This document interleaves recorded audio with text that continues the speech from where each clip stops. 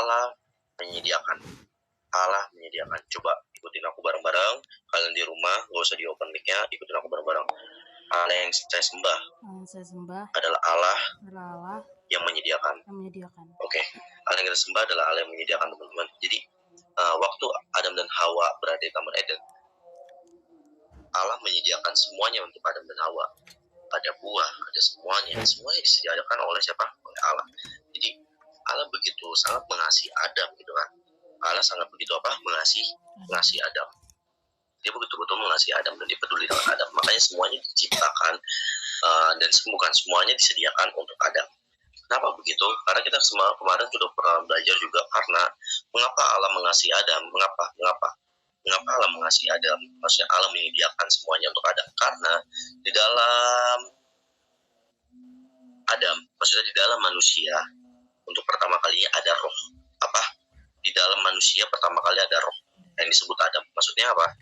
Adam mempunyai roh. Dan kita tahu Adam itu bukan nama. Adam itu adalah singkatan yang artinya A, Elohim.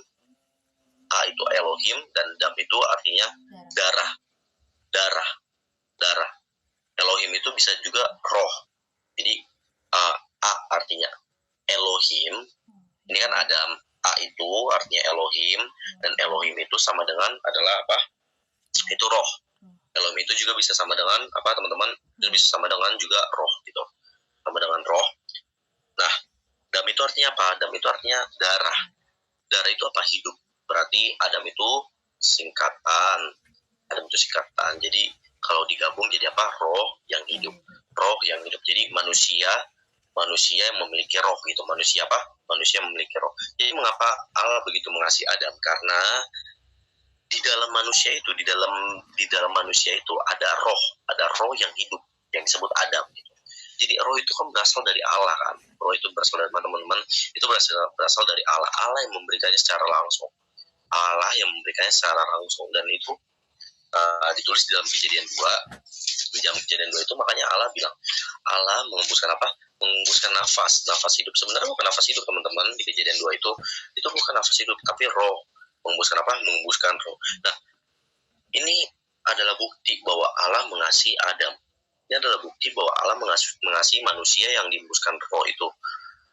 Buktinya apa? Buktinya dia menyediakan semuanya yang ada di Taman Eden itu. Nah, jadi teman-teman, mereka yang sudah menerima, mereka yang sudah lahir baru, mereka yang sudah mendapatkan kebenaran, mereka memberi diri mereka yang sudah memberikan diri mereka dibaptis, mereka sudah lahir baru dan mereka setelah menerima nama Yesus itu, menerima darah Yesus itu, minum darah Yesus itu, dan mereka telah makan daging Yesus itu, mereka betul-betul dikasihi sama Allah, betul-betul apa? Dikasihi oleh Allah. Allah mengasihi mereka gitu. Allah mengasihi mereka yang sudah dibaptis atau yang sudah lahir baru dan mereka yang sudah menerima Roh Kudus. Allah betul-betul mengasihi mereka. Dan juga balik lagi di dalam Taman Eden itu Allah telah menyediakan semuanya dengan begitu amat baik, teman-teman. Allah sudah menyediakannya apa? Begitu sangat amat baik. Allah menyediakannya itu betul-betul amat baik dan tidak ada yang kurang sedikit pun, teman-teman. Tidak ada yang kurang sedikit pun dan tidak ada bisa dibilang tidak ada unsur-unsur negatif. Maksudnya unsur-unsur negatifnya apa? Maksudnya semua yang ada di taman itu adalah positif. Semua yang ada di taman itu adalah positif. Maksudnya lingkungannya baik. Maksudnya apa?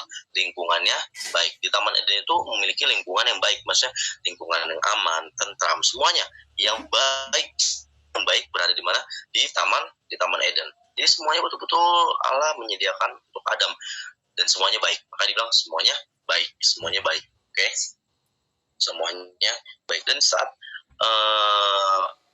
Allah menyediakan itu, Allah mengasihi dan menyediakan. Maka dari itu Allah memberi perintah kepada Adam. Apa? Allah memberi perintah kepada Adam.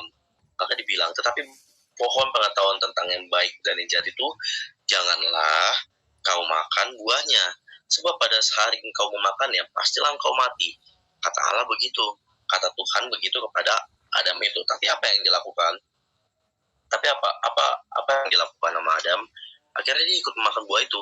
Adam ikut memakan buah itu. Di saat dia melanggar perintah itu, apa yang kita tahu di saat orang itu di saat orang itu Adam itu menolak perintah, maksudnya tidak taat terhadap perintah itu, apa yang terjadi? Ada yang namanya ganjaran, ada yang namanya hukum. Gitu. Tapi pohon pengetahuan tentang yang baik yang jahat itu dibilang janganlah kau makan buahnya. Di sini janganlah kau makan buahnya ini apa? Janganlah kau makan buahnya ini adalah perintah. Ada perintah, terus koma. Kalau kamu nggak turutin perintahnya, apa yang terjadi? Hari kau makannya, pastilah kau mati gitu. Pastilah engkau mati. Berarti ada ganjarannya gitu. Ada ganjarannya. Ada ganjarannya mah. Nah, makanya di saat Adam memakan buah itu, apa yang terjadi? Rohnya langsung mati. Rohnya langsung mati. Awalnya roh Adam ini hidup. Makanya tadi aku bilang bukan nafas hidup, tetapi roh yang hidup. Tetapi di saat dia memakan buah itu, rohnya langsung mati, teman-teman. Rohnya langsung mati. Tubuhnya mati atau enggak? Enggak. Tubuhnya enggak mati, tetapi rohnya yang mati. Oke? Rohnya yang mati. Jadi mau kita kan udah belajar juga kan, Adam itu kan berasal dari manusia Nepilim itu kan. Jadi Allah mencari manusia Nepilim yang paling terbaik, yang paling sehat, yang paling gagah gitu kan.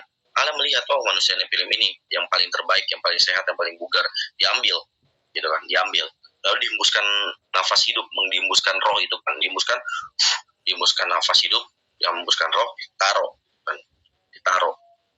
di Taman Eden. Tetapi apa yang dilakukan Adam? Ternyata Adam mau ngambil buah itu dan memakannya buah itu. Jadi ini maksudnya apa? Maksud dari yang aku bilang ini apa panjang lebar tadi? Maksudnya adalah maupun orang itu terlihat sehat dan bugar secara jasmani, maupun orang itu terlihat oke gitu penampilan dari luar, tapi kita tidak tahu isi dari hati orang kita, keinginan orang tersebut. Karena kita tahu kan manusia terdiri dari apa, teman-teman? Ada tubuh, ada jiwa, dan ada roh. Oke? Ada tubuh, ada jiwa, dan roh. Dan manusia memiliki jiwa. Memiliki apa, teman-teman? Memiliki jiwa. Memiliki apa? Memiliki jiwa. Dan ini ada kehendak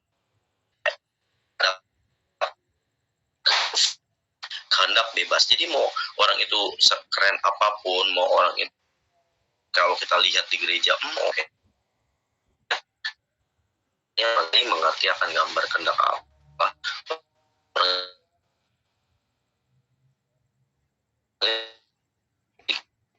Hati dia, kita tidak tahu isi hati dia. Maka dari itu kita nggak bisa menilai orang secara langsung gitu. Dari luar kita nggak bisa menilai orang dari langsung, tapi kita bisa melihat dari jiwanya gitu, dari jiwa. Gimana kita bisa melihat dari jiwa? Bagaimana kita bisa melihat jiwanya? Bagaimana kita bisa melihat isi hatinya? Kita bisa melihat isi hati dan jiwanya itu dari mana? Dari tindakannya. Dari apa, teman-teman? Dari tindakannya. Karena dari jiwa itu kan ada keinginan. Saat ada keinginan, pasti dia akan menyuruh otak untuk menggerakkan seluruh anggota tubuh ini untuk melakukan apa yang dia inginkan gitu, untuk melakukannya gitu kan, untuk melakukannya. Jadi di saat itu Adam walaupun sehat bugar semuanya itu, dia tetap mempunyai kehendak bebas. Makanya dia ambil buah itu, dimakan buah itu. Dan apa yang terjadi saat dia memakannya? Roh itu langsung mati. Tapi tubuhnya masih sehat gak? Tubuhnya masih sehat, tubuhnya masih gagah, masih berotot, semuanya masih oke-oke aja. Oke? Ada masih oke-oke aja nih, secara tubuh. Tetapi secara roh dia mati. Oke, dia mati. Tapi apa yang terjadi, teman-teman? Kan kita sudah tahu, kita belajar sama-sama bahwa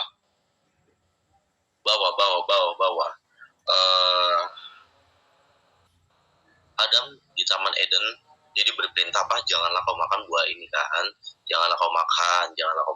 Itu perintah di waktu di Taman Eden. Semuanya baik, semua yang ada Taman Eden itu baik. Allah menyediakan semuanya untuk Adam. Tapi saat dia melanggar perintah itu, melanggar perintah dari Allah itu, apa yang terjadi? Langsung rohnya mati. Di saat rohnya mati, teman-teman, di saat rohnya mati, apa yang terjadi? Apakah Allah tetap memanggil dia Adam?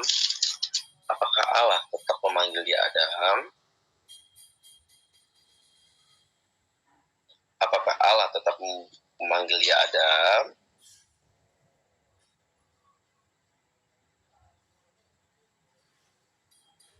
apakah tetap dia memanggil dia Adam? Kan tadi kan aku bilang apa, Adam itu bukan nama Allah, Adam itu adalah singkatan atau ya singkatan. Jadi Adam itu kepanjangannya A artinya Elohim atau roh, A artinya Elohim atau roh, sedangkan dam itu adalah hidup atau darah, hidup atau darah. Dan jadi kepanjangannya arti dari Adam, Adam sama dengan roh yang hidup, roh yang hidup, roh yang hidup. Oke. Tapi kita baca dulu dari Kejadian 2. Boleh Steph, kita baca Kejadian 2. Kita boleh baca Kejadian 2. Bentar. Kejadian 2 dulu. Ayat 7. Kejadian 2 ayat 7. Baru kita baca ke Kejadian 3 ayat 24.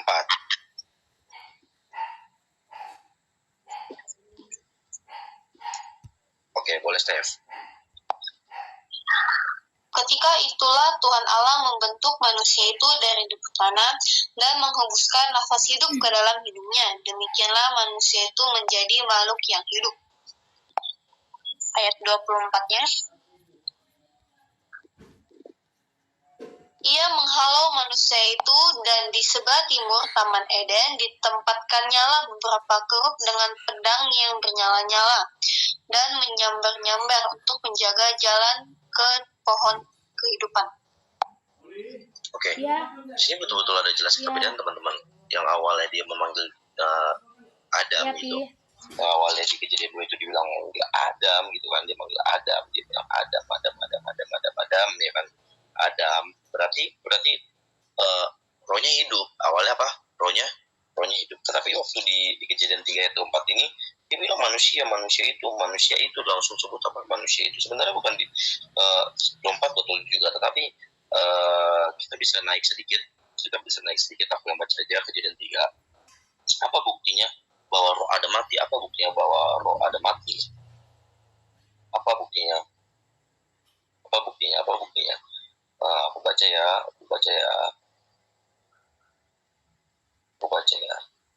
Oke, aku baca di ayat aku baca di ayat 17 ya. Kejadian 3 ayat 17. Oke.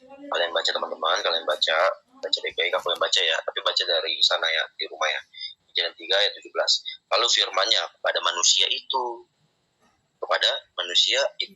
karena engkau mendengarkan perkataan istrimu. Berarti ini dia ngomong ke siapa? Ngomong ke Adam. Ngomong ke siapa? Ngomong ke Adam. Dia ngomong ke Adam nih. Dia ngomong ke Adam. Tapi dia bukan manggil Adam lagi, tapi dia manggil lalu firman-Nya kepada manusia itu. Ini membuktikan bahwa roh Adam sudah mati. Sedangkan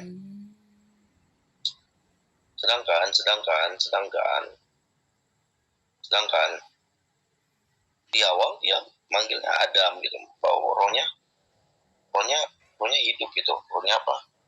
Rohnya hidup gitu. Rohnya hidup, makanya dipanggil Adam. Adam artinya A, Elohim. Dam artinya apa? Darah. Tapi di sini awalnya dia dipanggil manusia. Dipanggil apa? Dia dipanggil manusia, tapi sebelumnya dipanggil apa? Dipanggil Adam gitu kan. Dipanggil Adam gitu. Bentar. Oke, Adam. Nah, maupun bagaimanapun kondisinya gitu, teman-teman, mau gimana pun kondisinya, kondisi sekitar kita baik. Maksudnya sekitar kita baik. Maksud aku maupun kondisi kita di kondisi lingkungan kita baik, maupun kondisi lingkungan kita baik, itu tidak menjadi jaminan bahwa kita tidak akan keluar dari perintah-perintah itu. Maksudnya apa? Kita tidak bisa menjamin tidak ada jaminan kalau lingkungan baik kita pun ikut baik, tidak menjadi jaminan. Jadi juga tidak menjadi jaminan kalau lingkungannya ngebaik, kitanya juga ikut nggak baik. Kita bisa jadi baik walaupun di lingkungan kita tidak baik gitu. Itu maksud aku, tidak ada yang bisa menjamin itu, tidak ada yang bisa menjamin itu teman-teman. Oke, tidak ada yang bisa menjamin itu. Oke, lanjut lagi teman-teman. Ini aku betul-betul percepat nih teman-teman, karena kita sudah lewat dari 1 jam. Harusnya dari tadi mulai setengah 7, tapi jam apa? Oke. Nah,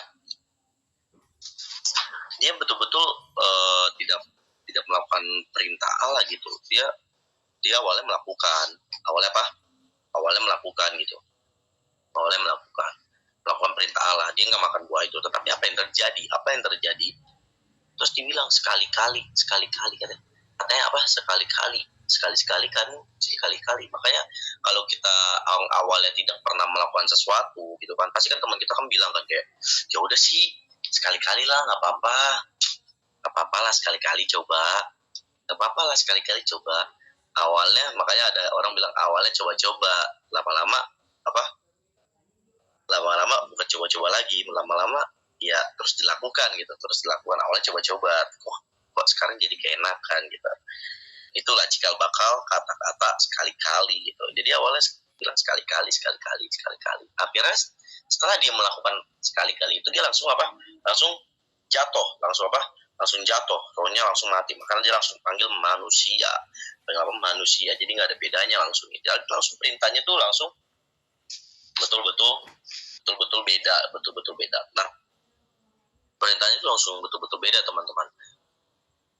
Nah, aku di sini pengen kasih tahu teman-teman. Jadi di saat dia dihembuskan roh, dia diberi perintah. Perintah itulah yang membuat rohnya hidup. Di saat dia menerima perintah itu dan melakukan perintah itu, di saat itulah rohnya menjadi apa teman-teman? Menjadi hidup. Di saat dia menerima perintah dan melakukan perintah itu, di saat itulah rohnya hidup. Makanya kita coba baca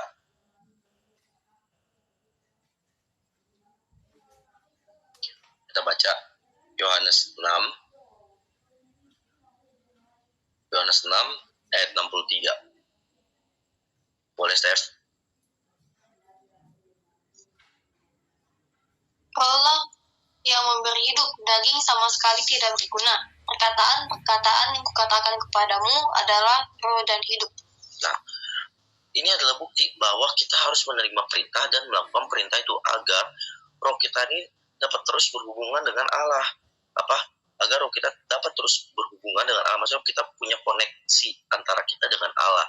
Di saat kita melakukan perintah Allah, kita mendengarkan perintah Allah dan kita melakukan perintah Allah, di saat itulah kita memiliki koneksi antara kita dengan Allah, roh kita dengan Allah. Tapi di saat kita tidak melakukan perintah Allah, apa yang terjadi teman-teman? Koneksi itu langsung putus teman-teman. Koneksi itu langsung putus seketika teman-teman. Enggak langsung putus sih, langsung cenat-cenat gitu, kayak cut. Kayak pernah gak sih kalian kayak main HP gitu kan, tiba-tiba sinyal hilang, muncul. Jadi kayak awalnya videonya keputar, mati, keputar lagi, mati. Jadi kayak ngendet. Nah, itulah yang disebut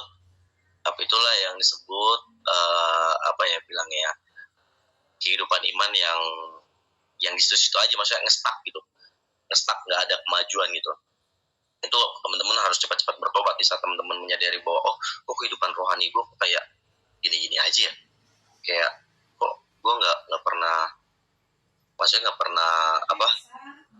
melakukan sesuai dengan kehendak Allah gitu. Kehendak Allah apa ya? Memberitakan Injil, dengan menumpangkan tangan kepada orang sakit, orang itu sembuh, ya kan, mengusir roh najis. Gue nggak pernah ngelakuin itu lagi. Dan juga apa contoh orang yang tidak pernah mulai tidak melakukan kehendak Allah? Yang simpelnya, dia tidak pernah memberitakan Injil lagi. Terus yang kedua, dia nggak pernah mengusir najis. Kita nggak usah bilang ngusir najis pasien orang lain, maksudnya pasien lain gitu, kayak ada orang lain minta tolong usirin gitu, enggak. Kita nggak usah ngomong itu dulu. Kita ngomong dari diri kita sendiri. Apakah kita selalu mengingat pertobatan? Apakah kita selalu bertobat? Apakah kita sering untuk melakukan mengusir roh najis untuk diri kita sendiri aja, untuk mengusir roh najis di diri kita sendiri aja? Apakah kita melakukan itu, teman-teman? Kalau teman-teman mulai tidak melakukan itu, berarti teman-teman tanda tanya gitu. Maksudnya tanda tanya itu apa? Maksudnya kehidupan rohani teman-teman tuh mulai maksudnya apa? Maksudnya teman-teman mulai tidak mendengarkan perintah Allah. Maksudnya teman-teman mulai tidak melakukan kehendak Allah. Oke, waktu kita 15 menit lagi nih. Ntar Stefani siap-siap ya, Stefani ya. Kita 15 menit lagi. Oke, kita 15 menit lagi. Nanti teman-teman setelah itu langsung join lagi ya teman-teman ya. Oke, di saat kita menerima perintah Allah, kita menerima hidup itu. Di saat roh kita mempunyai koneksi dengan Allah gitu. Maka dibilang Yohanes 6 ayat 63, rohlah yang memberi hidup. Daging sama sekali tidak berguna. Perkataan-perkataan yang kukatakan kepada ini adalah roh dan hidup. Roh dan hidup, maksudnya roh lu bisa koneksi sama gua gitu. Roh lu bisa koneksi sama Allah, maksudnya sama gua, maksudnya sama Allah. Roh kalian bisa terkoneksi dengan Allah. Di saat roh kalian terkoneksi dengan Allah, kalian bisa melakukan kehendak Allah dan perintah Allah gitu. Jadi saat Adam itu keluar dari Taman Eden, laki-laki dan perempuan itu keluar dari Taman Eden itu, Adam dan Hawa keluar dari Taman Eden itu, apa yang terjadi? Perintahnya langsung beda. Yang awalnya hanya jangan makan buah ini, langsung beda. Yang laki-laki disuruh bekerja keras dan yang perempuan disuruh untuk melahirkan, beranak cucu, maksudnya disuruh apa? Melahirkan dan beranak cucu gitu, beranak cucu. Nah, oke. Nah, di saat itulah kita dapat menerima kehendak Allah dan kita dapat mengerjakan kehendak Allah di saat kita mempunyai koneksi dengan Allah gitu. Makanya aku betul-betul menasihati kalian untuk kalian dapat terus melakukan kehendak Allah. Kalian berdoalah. Pokoknya tiga contoh orang yang mulai tidak terkoneksi dengan Allah, tidak mempunyai hubungan dengan Allah. Maksudnya hubungannya mulai kendor gitu. Hubungannya mulai kendor gitu dengan Allah, hubungannya mulai kendor. Contohnya kalau kata anak-anak zaman sekarang, kalau kita lagi PDKT gitu atau kita lagi punya yang dekat sama kita gitu kan, awalnya chattingan, siang malam chattingan. Punya koneksi tuh yang bagus tuh. Maksudnya kita punya hubungan kita dengan gebetan kita kan terus terkoneksi gitu kan, kayak kamu udah makan belum? Belum nih Bi, kamu ya udah makan nih Bi, cecetan gitu, cecetan. Terus tiba-tiba si cowoknya atau si ceweknya tiba-tiba nge-ghosting gitu, kayak mulai yang awalnya di chat jam 1 ya kan, dijawabnya juga jam 1 ya kan, atau mungkin di chatnya jam 1 dijawabnya jam 1:05 gitu, maksudnya fast respon gitu. Tapi beberapa hari kemudian di chatnya jam 1 dibalasnya jam 1:30. Terus beberapa hari kemudian di chatnya jam 1 dibalasnya jam 2. Terus di chat jam 1 dibalasnya tiba-tiba jam 6 gitu. Maksudnya mulai kendor gitu hubungannya, apa? Mulai kendor, mulai nge-ghosting gitu, ibaratnya apa? Mulai nge-ghosting gitu. Jadi ciri-ciri orang yang mulai tidak mempunyai koneksi dengan Allah, yang pertama dia jarang berdoa, jarang menginjili, mulai jarang menginjil. Yang ketiga, mulai jarang untuk melakukan pertobatan, maksudnya mengusir roh najis buat dirinya sendiri. Jadi itu 3 ciri-ciri orang yang mulai kendor, mulai tidak mempunyai hubungan dengan Allah. Di saat aku seperti ini, di saat aku menyampaikan seperti ini kepada kalian, makanya dibilang Apolos menyiram, Apolos menabur dan aku menyiram gitu kan. Atau ini kan Paulus yang ngomong, atau aku yang menanam, Apolos yang menyiram gitu. Tapi apa yang terjadi, Allah lah yang memberi pertumbuhan. Walaupun aku dengan Filipus Komat Kamit gitu kan, ngomong kayak gini ya kan. Jadi ya tugas aku menanam, Filipus menyiram, tetapi yang memberikan pertumbuhan iman kepada kalian siapa? Itu Allah sendiri. Makanya kalian harus terus koneksi dengan Allah. Saat kalian terus berkoneksi dengan Allah, Allah akan memberikan pertumbuhan pada kalian. Di saat itulah kalian betul-betul akan mengikuti seturut dengan kehendak Allah, teman-teman.